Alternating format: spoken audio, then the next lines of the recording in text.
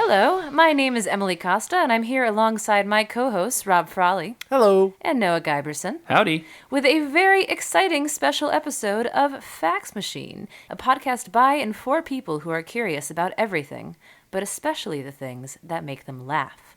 So, in a typical episode, which you guys are probably fairly used to by now, we share facts and have a quiz, but for the next 3 weeks, to get everybody super hyped for our live show at Caveat on March 25th, 9 p.m., Lower East Side. Woo! Be there or be square. We are instead getting down to quizness and releasing 3 consecutive episodes that are all quizzes. AKA everyone's favorite part of the podcast generally, but now we're just kind of bowing to everyone's desires in doing this, but it'll never happen again, so don't get too excited. Okay. I mean, it might happen. It might. I'm just trying to raise expectations and then lower them subsequently, appropriately. So, basically, the premise behind this is that we are doing our live show entirely about the brain. Woohoo! And as Noah just expressed, he's very enthusiastic because as a neuroscientist, that is entirely his roundhouse. And we're all very happy for him, but also a bit envious. So, our quizzes will focus on organs that are not the brain, but rather the organs that Rob and I are most interested in, namely lungs, in my case. And bones. And then Noah is doing something, I don't know, you'll find out in a few It's weeks. a surprise. That makes me nervous. Also, I hate to make this an intervention, but Emily, we need to talk about your use of the phrase roundhouse. Because that's twice this week. It's like Walker, Texas Ranger, like, a roundhouse It's kick. a flying kick to the head. Maybe I'm feeling a little punchy this week or a little kicky this week. I don't know. It's just, cut me some slack. I just wonder if you might prefer wheelhouse. Oh. So you know there's those things that you say wrong your entire life, and then one day you just find out. Was You're this like, that moment? This is kind of that moment. I think I just thought they were both the same. Do you remember? Wheels are round. They're on buses. Do you remember That is the entire premise of Wheels on buses. Do you remember our sports ball episode where one of the questions was the origin of the term wheelhouse?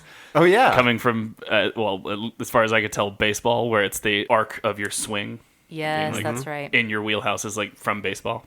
Right. So it's not even about wheels. Yeah, Right. I'm just completely Yeah. off base. Or houses. It's most shockingly, like... I will say, totally unrelatedly, I found out about 2 weeks ago that the abbreviation OFC is not of course, like OFC, but it's of fucking course, and I've just been using that as shorthand for of course, and I'm afraid I've been like assenting to people very aggressively for the past few years without meaning to. I definitely thought it was of course. Yeah, apparently it's of like- fucking course. It's like of C, bud. Exactly. So, I am V of C. Happy to see you. yeah, so I apologize to anyone who is like, she is way too certain about this to a degree that I feel uncomfortable with. That was not my intent. What kind of things were you incredibly certain about? Just kind of like, oh, like, I'm not sure. Like, what do you think about this? Should I do this? Oh, fucking, I mean, actually, that's a good one. That's a good one. I'm trying to think. There were some that were just kind of very benign of like, oh, like, of course this is how this would go. It's totally fine. You know, but I'd be like, a fucking course. And then something just completely benign and pleasant. And it's like, okay. Was it ever somebody like, hey, this was cool, we should get coffee soon? And you're like, oh, fucking course! Yes, precisely. Emily thinks that. she's trying to play it cool. I'm amazed I still have friends. Well, Or do Nice. I? Of fucking course. Okay, so with that, let's move along to our first quiz of the 3, and that's mine. So, you guys ready for this jelly? a fucking course. God damn it! Let's do it. Okay. All right.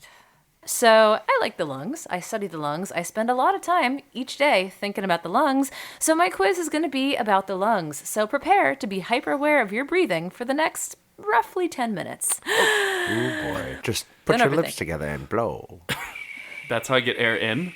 Rob, No, we're gonna do so This bad is- on this. that's a start. We're off to a start. Okay. Question 1. If fully dissected and flattened out, so you take out all the bronchi and the bronchioles, the bigger branches and the smaller branches in your lungs, and all the alveoli, which are those little air sacs at the bottom of those that are covered in capillaries where gas exchange occurs. You take all that shit, you roll it out flat. The surface area of your lungs, upon doing that, it's roughly equal to the area of what? So I have a couple of options here, so you're not just kind of casting about. Mm-hmm. A squash court. Okay. B, a tennis court. C, a football field. And D, the state of Florida.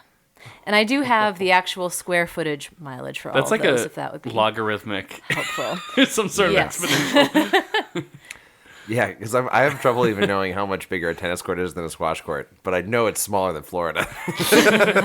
I mean, I also sort of generally think of Florida as just being tiled by football fields.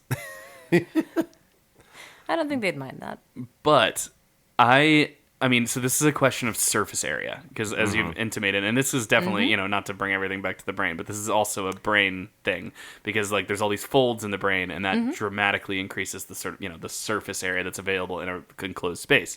So I'm assuming that the lungs are kind of working with a similar issue, because they need as much surface area as possible to get as much oxygen out of the air as they can. Yeah. Right. So we can think about this in volume, right? Your tidal volume is probably 2 liters, give or take. Most people can Actually, it's 6 in the average adult male. Tidal? You dummy. Like, Yeah. Really? Yeah. What is that? Okay, sorry. So the amount of air that you breathe in and out. Okay. I would have guessed. Like ebb and flow kind of tidal? Yeah. Is that what it's called? That's appropriate. poetic. I really like that. Yeah. Which is not like the capacity, because there's like kind of like a standing volume in your lungs that like it'll never be less than. Oh, it might be. Yeah. I think my figure's capacity. That's what it is. Yeah. Because and I only know 2 liters because there's a cool game you can play where you have a soda bottle full of water and you invert it in a tank, and then you put a hose or a straw in, and you can push the air into the soda bottle and push the water out of it. Ooh. And so the game is, can you empty the soda bottle? And most adults, or like most people that I've done this with at crazy frat parties, Sure. Yeah. The kind of frat parties where you're pushing water through a tube. It's like, what's your tidal volume, bro? Is that like the engineering Some kind of frat? hazing. Yeah, very much so. But it's a good challenge to empty a 2-liter bottle for most people. Okay. I think. And that's how I like roughly remember my tidal volume, which is... Yeah, like they're like, I forget, there's all kinds of like ways of measuring. There's like the extreme volume, like total capacity, like something that's like stress volume, where like if you breathe in as hard as you could, like you could get more air. But then you don't get 100% of the oxygen that you breathe in into your blood. And the reason I know that is because that's why CPR works. Because you can actually, when you exhale into someone's mouth, you are actually, I don't want to say this and then people try it. Actually do try CPR. We've established that works. If you were trained, you should go get trained in CPR. It's great. But what I understand is that you only intake, 60-something percent. Let's just say you have some substantial amount of oxygen left over in the air you exhale, even though oxygen and carbon dioxide have been exchanged in the lungs. Yeah. So we're trying to get to from like the volume that your lungs can take in. Let's say it's like whatever max volume, and then like the surface area that would be required to take in enough oxygen. And I don't think the biomechanics of that are going to be attainable for us in the time frame of this question. Okay. So let's just think like if we have something the size of a lung, and then we like just kind of smushed it out. Okay, that's certainly one way to do it. I was going to propose that if we imagined like a millimeter deep amount of water for 2 liters, how much surface area is that? And then is a millimeter insanely tall for the amount of gas that we want? And should it be more like a micrometer? And then we just do a factor of 1,000 up. Is that like an odd? Isn't there some sort of like volumetric cubic centimeters? Right, cubic centimeter. Right. So so what's the conversion there? And let's also get after it. Yeah, I'm working here. This is meant to be just kind of like this is like a silly starting question, but we can start chatting about lungs and lung anatomy. And I mean, I'm loving All this. Right, so I like where your head's at. Yeah. How mile wide, so to speak, and an inch deep, also so to speak, is this millimeter So millimeter deep and X wide. Yeah. So we've got, if we say 2,000 milliliters of gas, and then a cubic centimeter is a milliliter. Mm-hmm. So if we first put into cubic centimeters, you should get, is this right? A 10 by 20 centimeter? No, I'm off by a factor of something. Rob, I got distracted so long ago. I just want you to finish this calculation and tell me what to say. Okay. My guess is that if we're going for 100 meter, say 100 meter field, and we covered it in 1 millimeter of 100 water, square meter field, which would be like 2 football fields, like side by side. Roughly. But like just for the heck of it. Yeah, very roughly. Yeah. 100 by 100 by 1 millimeter is going to get us. I can't do it. I give up. Okay, I think it's a football. I don't think Florida. I go football field. Yeah, same. Okay, it was a tennis court. Yay, we're here. Good thing we did all that. Wow, your So lungs are pathetic. My lungs So about cover a football 2,800 field. square feet for doubles size. Okay. So also, to drop a few more metrics, if you follow the length of the airways in your lungs, you'll traverse about 1,500 miles, or the distance from Chicago to Vegas, and we talked about capacity, so I'll skip that.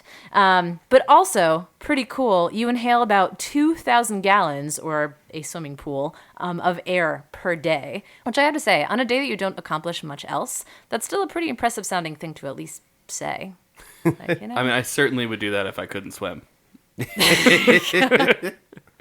Fair enough. I also apologize for all the math and unusable radio that we just created.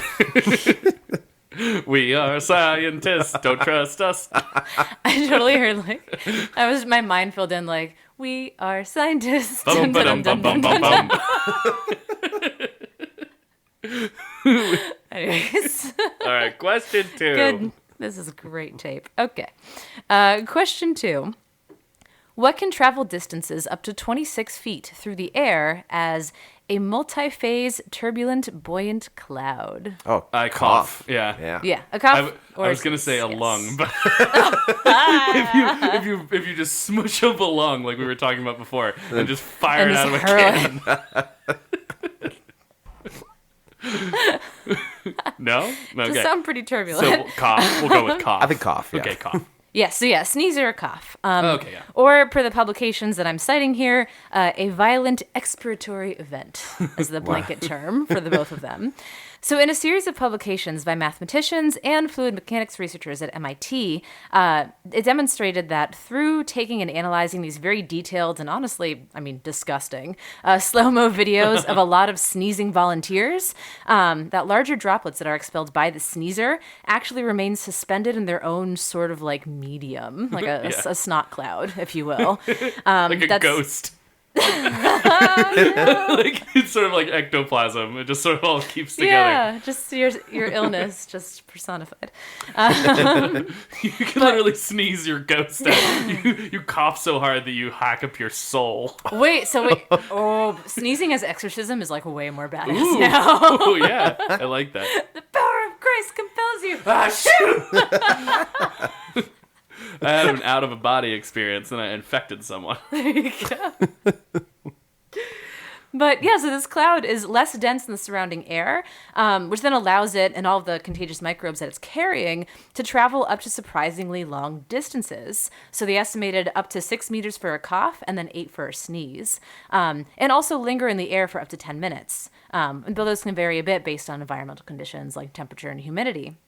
So yeah, that was just pretty wild. So That's even if awesome. as you mentioned, if you sneeze, you leave a part of you behind for a bit.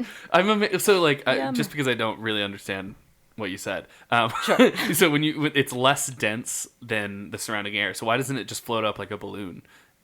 So as it like 'Cause that'd slowly be great if we didn't have to worry about like sneezing into our elbows. We just sneeze into the air and it goes up. just send it out Sneeze to Into space. through the ventilation pipes to everywhere else. There is a point at which it is more dense than space. Yes.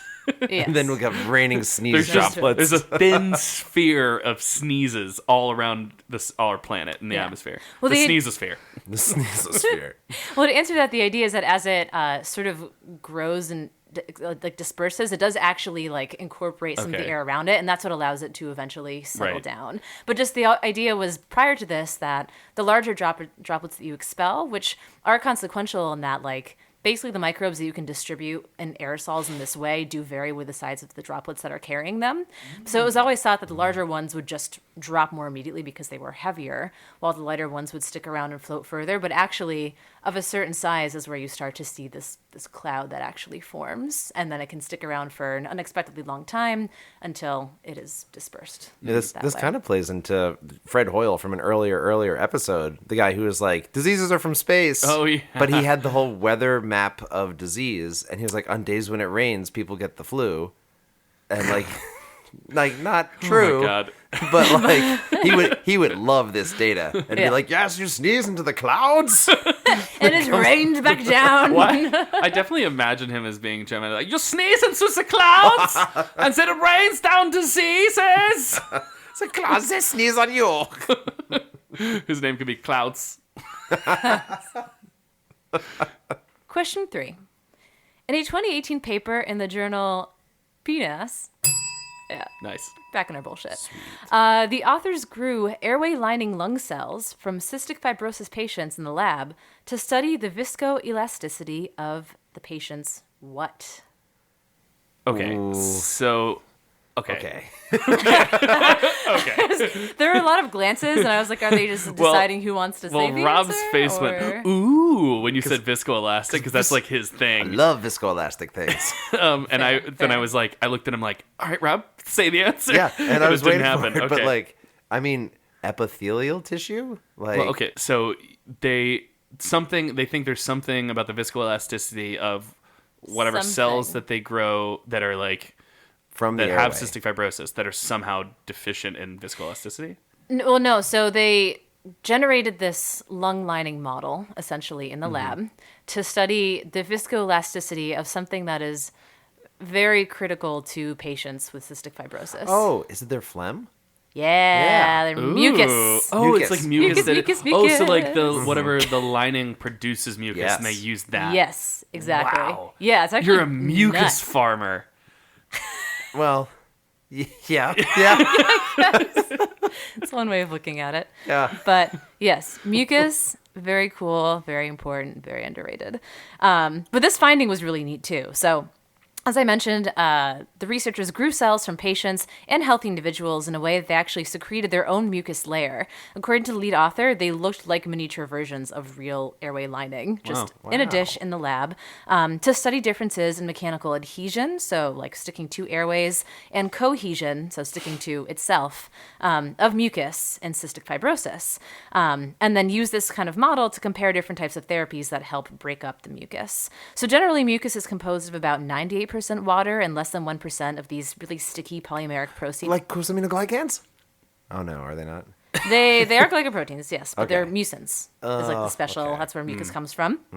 But this gives our mucus its gel-like properties and allows it to coat our mucous membranes and serve as a natural barrier against small particulates, pathogens, all that icky stuff.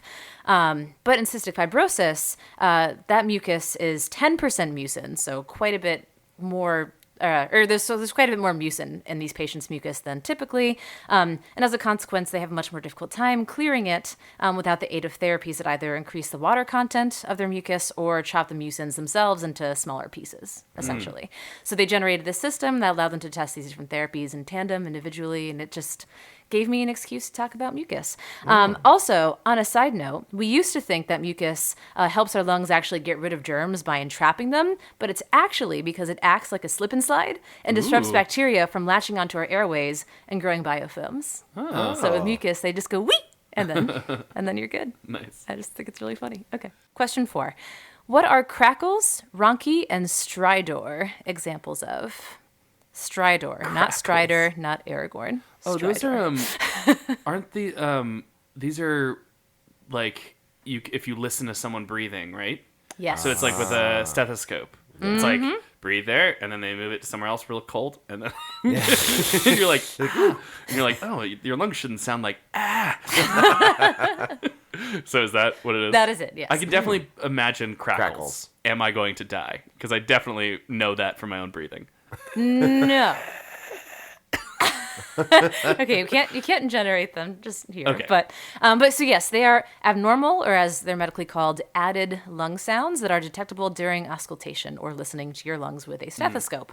And I do know this is a podcast, but trust me when I say that I'm doing everyone a favor by not playing these sounds over the air, because they sound unsettling. But so crackles, to go quickly, also known as crepitations and rails, are, as you would expect, kind of like crackling, clicking, popping noises. And they're heard during inhalation or inspiration when you have collapsed alveoli or small airways that kind of pop open because they're surrounded with fluid. So when you have like inflammation or edema, like in influenza or pneumonia, tuberculosis, bronchitis, you can hear the kind of crackling from the fluid. Do you ever get any like pops as well, or like snaps? Yeah. God damn it. I just fell right into that. Just got Rice Krispie lung. Rice Krispie lung definitely is a real thing. That It it must has be. to be. Yeah. Yeah. Oh my god. For the other ones, rhonchi is just like low-pitched wheezing that kind of sounds like snoring, and it's just air passing through fluid-filled like bronchial tubes. So, and things like COPD and cystic fibrosis, and then stridor is high-pitched wheezing when you're inhaling from like upper respiratory obstruction, actually. So, if you're like partially choking, that kind of very particular wheezing. Also, croup, which is like a respiratory illness that babies can get, where they sound very distinctive, that kind of thing. Like that So. squeezy penguin toy from Toy Story 3. Yeah, it's like little squeakers broken. Yes. Yeah. Okay. Do you guys hear that? It's the sound of something I'm gonna edit out. Just give me that silence. Nice. Nice. Question 5. Per humorism, how might you describe someone who's pretty chill, like low key, goes with the flow, but maybe he's kind of bordering on apathetic? How would you describe them? Let's see. Is that choleric or is that sanguine?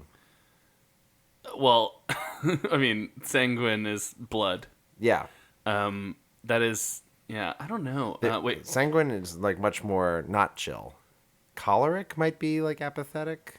And I can't remember, like, there's something about bile. I mean, you mentioned Something. it earlier. There's something about bile. It's a great sequel to There's Something About Mary. I forget, is mucus another humor? Yes, but the particular mucus that you expel from your lungs. Ah, phlegm. Yes, Oh. like matic. Phlegmatic. one. Oh, Yeah. PHLEGMATIC. Exactly. nice. Yes. So humorism, the idea, of course, these four substances are humors in your body. Humorism. I thought you What meant did you like hear? funny. Yeah. No, I Oh. heard humorism. Oh, I the thought it was like humors. I thought you Yes, meant like yeah, yeah. witticism. In the world of stand-up Oh, I see. comedy. That's definitely how I heard that. I was like, Got it. but you know, let me just say that's not the reason I didn't get it. I just thought that it was gonna be like in among humorists, you know, I like see. humorism. Yeah. I wasn't sure if that Got came it. across, but Rob was like talking about the humor. No, so I'm like, yeah, all right. Yeah. I didn't even put that together. It took me a second, but I had my Emily filter on. And I was Emily like, oh. You had your auto She wouldn't talk about Portuguese. jokes. Who are we kidding? I was Okay. like, what scholarly thing could this be? Ah. Okay. But yes, so as you mentioned, you went through a bunch of the other ones like sanguine, choleric, melancholic, and then phlegmatic. Okay, so I Melancholic. never, I didn't understand that you were going through a list of things that were humors. Mm-hmm. So can you explain a little bit, like what? Yeah, so the four humors themselves, like, you know, like the four like substances, real / theoretical / multiple ones, all looped together. They are also associated with temperaments. So the idea would be that, like, Yeah. not only if you had like certain imbalances, you would feel ill in certain ways, but you would also behave outwardly in certain ways. I mean, I guess I kind. Is this? I mean, yeah. I feel like this is associated with like Greek and Roman physicians. Like Galen was into humors. Yeah, I was gonna say, with all your deep dives into Aristotle, I'm surprised because maybe he wasn't a practitioner of these. Well, you maybe know, they're later. And I wonder if was like bleeding a thing in like classical medicine. I'm sure it happened. And so I'm just wondering if that's like the root of that. Like if you're too sanguine, is that what it is? You have to like have less blood. Yeah. I They mean- would probably bleed for that. That's kind of, I mean, maybe. I will say sanguine is generally all really nice things. Oh. So like, if you're sanguine, then you're just like you're very lively and charismatic, enthusiastic, and extroverted. So I don't know if they're just kind of like, this person needs to calm down. Like, you are too extra, we are bleeding you. I mean, I do, but that does sort of, to me, like, fit with the sort of repressive Victorian, especially sort of like upper class culture. Fair, Like, you okay. have too many, Okay. I don't know, good qualities. Let's Yeah. bleed them out You're of a you. little too happy to be alive. We need we need to shut this down. Yeah. It was before a phlegmatic transplant was available. You just like cough into someone's mouth. It's like, Calm down. So Rob and I got into like a Twitter exchange with Taste of Science. yeah, I think so. So Taste of Science, great organization. Many good talks, including the one that I just went to on the influenza. Right. Appropriate. Where you won the flu-based trivia. That's Obviously, that's our whole thing. Got like 18 out of 22 questions correct. Sorry, lab of the speaker who lost to me. You alone. I mean, Rob, you do teach an infectious disease course, so it's not like it's not also- like that's not fair. Also, low-key, the speaker's wife was on our team. Okay, well, yeah. Anyway, we got into this thing. They posted online one of their, I guess, I don't know if it was one of the event's trivia questions, but it was like, during the Spanish flu in Arizona, what normal greeting did they stop giving? And I responded to the Taste of Science Twitter, the traditional cough right into your friend's mouth. And then I think you said something else too. Yeah. Well, then I think I posted the study that Emily just mentioned Oh, about yeah. coughing. Yeah. Oh, really? Yeah. So it's perfect. amazing, and we can edit later if we don't want to mention, but our friend Rachel Richards, Yeah. Ray was on our team, and she was Oh, like, yeah. Rob knows the answer. And I was like, I do? She's like, yeah, you just posted with Noah. And I was like, that was a joke. No one coughed Coughing into right- each other's face. Hello there. Open wide. This is how misinformation spreads. Yeah, it's bad. So I see you've had lunch today. What is that, herring? Distinctive cough. Your phlegm is oaky. I'll stop. For the record, in 1918, handshakes were illegal in Arizona. Right. Yeah. I For, mean, for those of you keeping score. for those of you keeping score at home, if you had handshakes and not cough right into your friend's mouth, you are not a sociopath. All right. Exchange money, settle the bets as you will. Okay. Question 6. Budimir Sobat is the Guinness World Record holder for doing what for 24 minutes and 11 seconds? That's Holding hold your his breath. Underwater. Yeah. Yeah. Yeah. Yeah. I added that only because, well, is it different? Yes, it is. Oh, because there's extra pressure on you? There are, okay, so I don't know if you're going to get into this too. I mean, you're the swimmer, so go nuts. So the record for holding your breath out of water is less, and the reason we believe is because there are like sensory nerves in your skin that Yeah. tell you you're in the water, and that it kind of induce you to like that's cool. slow down your breathing. Well, I believe you. I would also imagine that floating takes sort of more postural stability, sort of muscle exertion than we think, and that might be absorbing some of your extra oxygen to use to like create energy for that. That was my first instinct. That would mean that the water record would be shorter, but the water Oh, the record water is is longer. It's longer. Yes. Yeah. Yeah. So basically, being in water, your body responds by being like, "I'm in water," and like it changes the way that it metabolizes. I would so also argue interesting. that you might actually be like generating less exertion Yeah, when but you're floating. Yeah, but when you're when you're doing it on land, nobody said you had to like stand. You could just be like That's true, laying you're down. lying down. But also, like when you're doing a breath Well, I holding would think contest laying down- underwater, you're not necessarily like unsupported. That's true. That's Yeah. also true. Yeah. Yeah. So the other thing, how is this record achieved? Is the question. Well, I'll say a caveat too is that not necessarily in typical static apnea competitions, which is what this is called athletically. They don't typically do this just for like normal competition, but when they're setting world records, they will like breathe pure oxygen for half an hour prior to attempting. So that does kind of affect the numbers they get. I mean, certainly if you look at records without doing this, they're like half.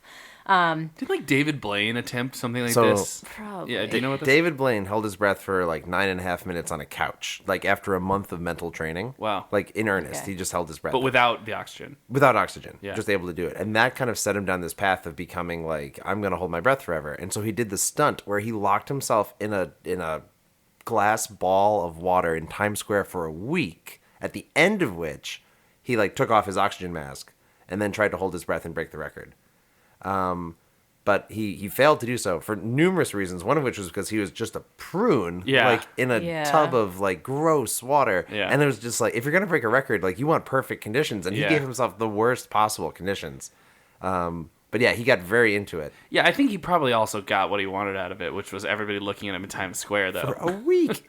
Yeah. And like he like literally slept in there. Like he's ridiculous. You know, but- the really great thing is that he should be the ball that drops on New Year's, and then at the bottom it just crashes, and it's you Spills just get a water pruny everywhere. David Blaine. Kill me.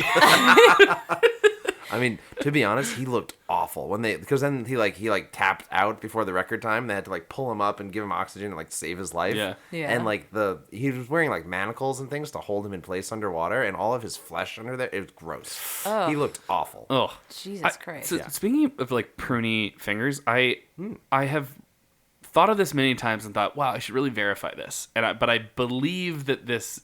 It was told to me by people who seemed as though they were citing a scientific study. So I'm going to say this, and then you're going to all act with your own discerning attitudes. But I do think that this is a thing, that the pruniness of your fingers in water is not actually just your fingers getting waterlogged, that it's actually created by your own nervous system in order to improve your grip. Yes. Yeah. And that if you cut the nerve, it doesn't happen. That nerve that goes out there, and basically that would send that signal. Yeah. This was mentioned on a prior episode of our own podcast. I was gonna That's say- probably why I thought it was bullshit. Yeah. Damn it. I know I heard this somewhere completely irreputable. No, I mean I definitely have heard that many other times. I don't even. Yeah. When did we talk about it on the podcast? So I think you deal. actually mentioned it then, but it was the it's a fact sci-fi I've been episode. bringing up a lot. Episode. Yeah. Because I mentioned another fact, or my quiz included like a different fact related Okay. to pruning, and then you mentioned yes. that. Yeah. Okay. Were you talking about like pruning shears or something? And I was just like, here's something irrelevant. No, it was like the that weird would be studies kind of on-brand. observing like how the patterning of pruning sort Oh, of like right. resembles Right. yeah, like Okay. landscapes. And my It's neat. experience was that people who spend 2 to 5 hours a day in water Oh, actually prune more right. slowly. That's right. They do have sort of Yeah. like a homeostatic sort of habituation kind of thing. That is fascinating. Yeah. And I love the idea that we're like, from, our ancient selves, we're basically just geckos.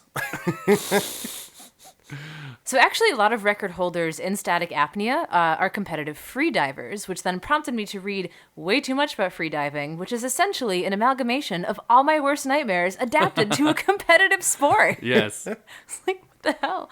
So essentially, it's a form of competitive or professional freediving. It's called competitive apnea. So this basically entails, yeah, right? It's like every night when I sleep, like people are like, how many snores per hour? Like, Noah wakes up in the morning and someone's like, "You won." what's this medal for? I don't want well, to know. I'm only the third. I'm only the third best at snoring. That's why I only got a CPAP There you instead of a or B PAP. You guys got it right. Yes. Okay. Yes, We're yes. just really, making sure. really nice medical device humor. Thanks. go. Very nice.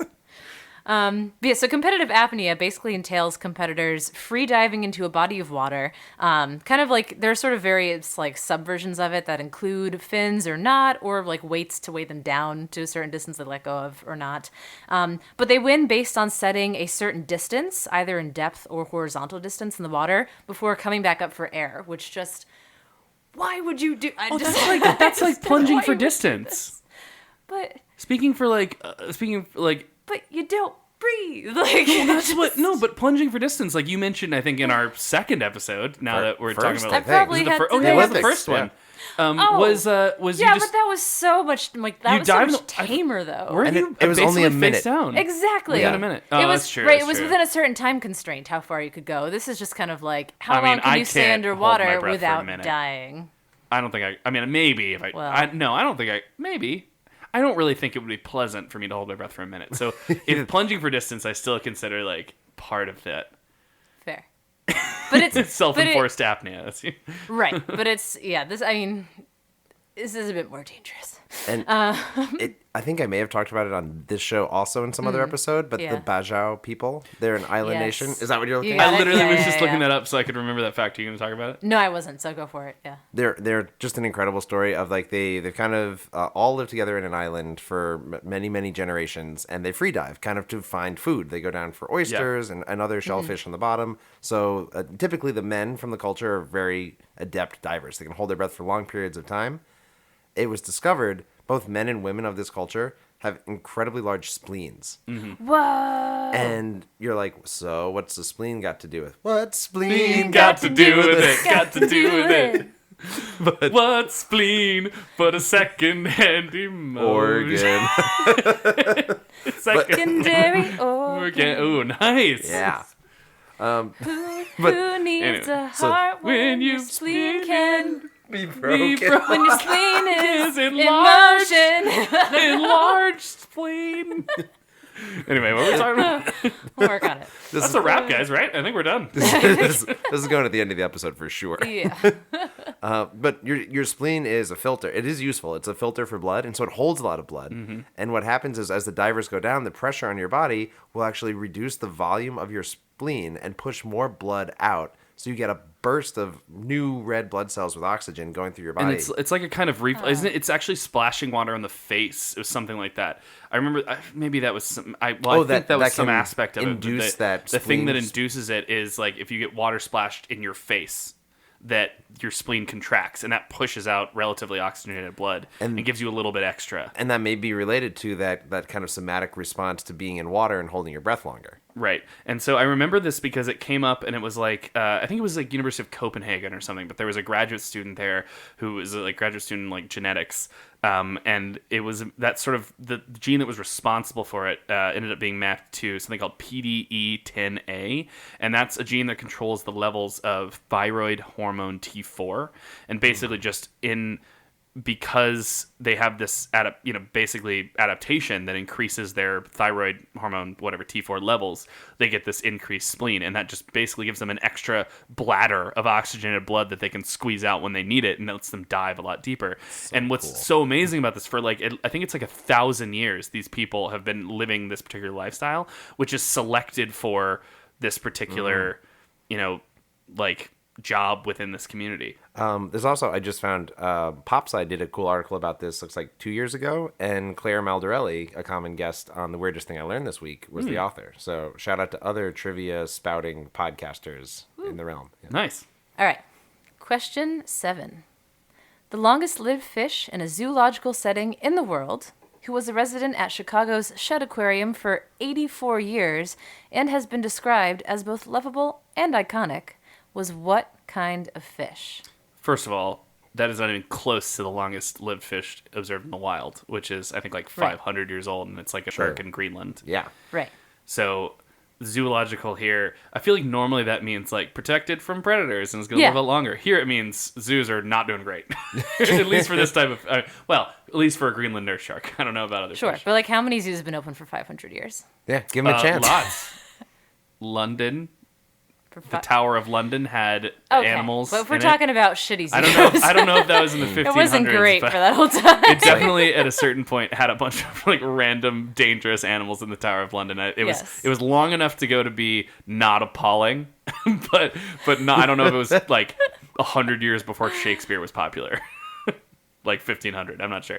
Anyway. Right. But I think those zoos were definitely not going to increase life expectancy. Yeah, exactly. I do like the I don't know idea if that I would start counting at those zoos. I do like the idea that the Greenland shark that was 500 years old or whatever when it was found was just like, you hear this new kid Shakespeare? It's like 120 years old hearing about Shakespeare writing some poems. Anyway. Yeah. What was the question?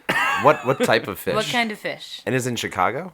Is that gonna get it? Something native to Chicago? But the most clear hint that I can give is the theme of this quiz. Lungfish. There you go. Yeah. Yeah. So Is it a lungfish? a lungfish. Oh, I'm gonna edit this in. Oh, I know it. It's a lungfish.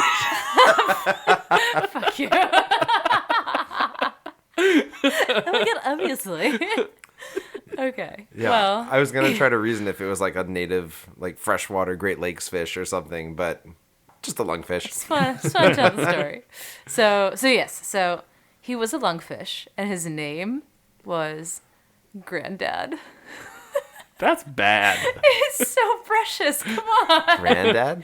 I honestly read that and just like spontaneously started crying. I was like, I can't. All right, but This what really did old fish named Granddad. what did he used to be called? That's just what he was always called. Which, admittedly, when he was a new fish, I didn't really quite get that. What But do you call he this One fish, he 6-year-old grew Two fish. into it well. redfish granddad? Yes, exactly.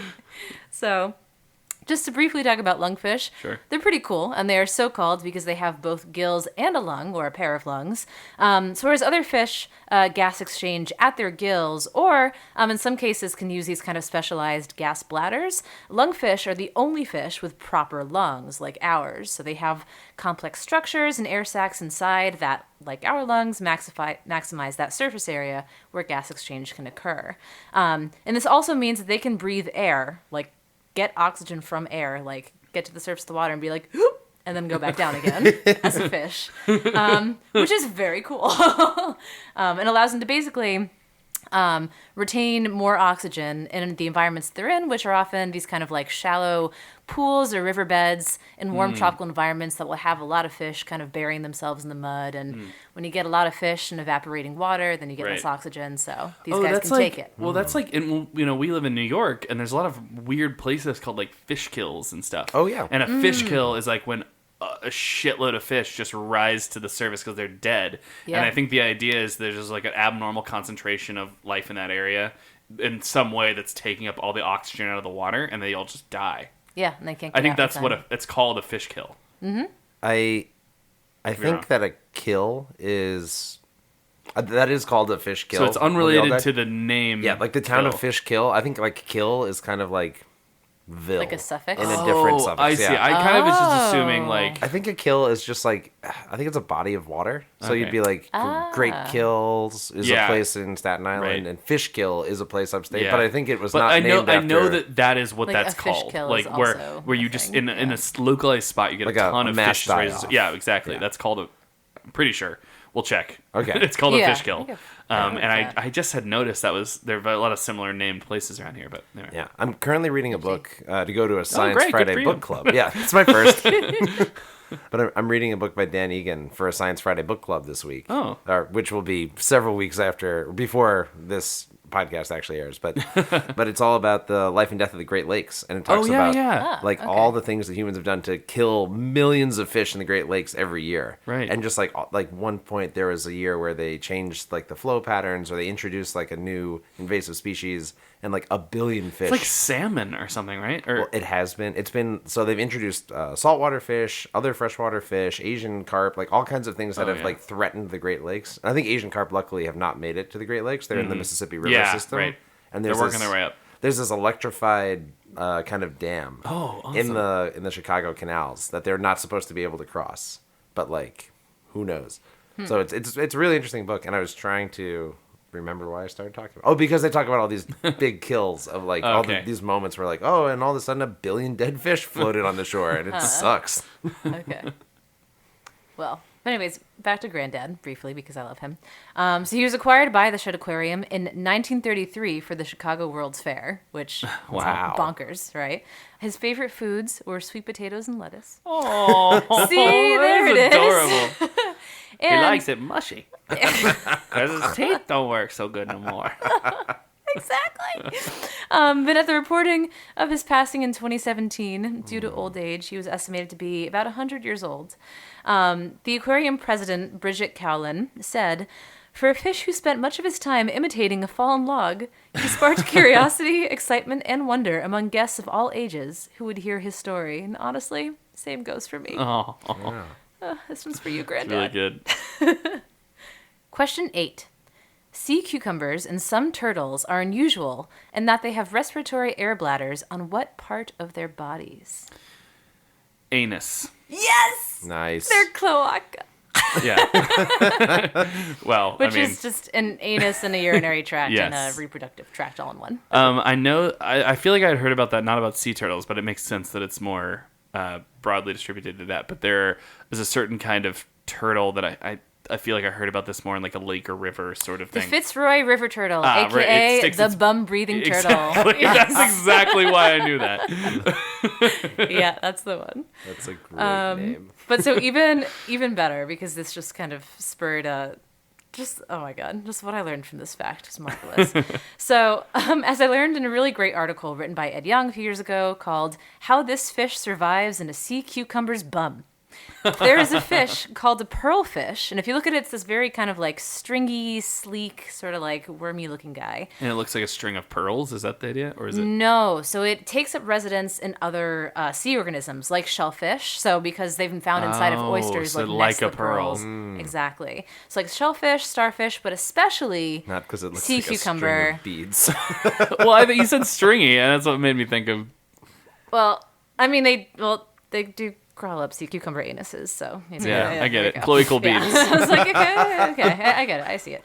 But anyway, so some pearlfishes are parasitic and eat away at their sea cucumber host from within. Not great, but other ones honestly just want to hang out there for shelter. And although they typically live by themselves, sometimes scientists will find a whole bunch of them, like 10 or 15, just hanging out in one sea cucumber anus. And we don't know why they do it, but there is one quote in this article by an expert who was interviewed on the topic, and then his theory about why they congregate is just, if indeed the 15 fish entered for sexual reasons, one cannot help but think of the orgy that must have taken place inside of the sea cucumber. Can't one not? All right, there is one more element of this story that I wanted to share because I think it just kind of ties like a really nice little bow on this whole quiz. One thing we do know about pearlfish and this relationship they have with sea cucumbers is that they somehow remain unaffected by a toxic compound that sea cucumbers secrete called saponin. And we know how they stay protected, and it's because they're covered by a barrier of, wait for it, mucus! Oh my God. It all comes back to mucus, guys. And that, my friends, was a lung quiz. Excellent. Nice. Well done. So let's take a breather. Jeez. Thanks for listening, and I presume shouting the answers to my lung quiz very frustratingly into your radio. If you'd like to check out more content from us, you can find us on Instagram and Twitter at FaxMachinePod and on Facebook at Fax Machine Podcast. We're also on social media. I'm at _EM Costa, Rob, At Sweatervest SCI. and Noah. At Arcs and Sciences. And before we go, just got to plug, one more time, our next live show happening at Caveat in the Lower East Side on March 25th at 9 p.m. The theme of the show is This Is Your Brain on Brains. Woohoo, brains! Yeah, here, get ready for a lot of that. Of fucking course. And tickets are currently on sale at faxmachinepodcast.com and also at caveat.nyc. So nab those up, and we'd love to see you there. Fax Machine is produced by Rob Frawley, Noah Giberson, and Emily Costa, with editing by Noah Giberson. The theme music is by AC Antonelli, and our logo was designed by Mike Zola. See you next time. Bye. Bye.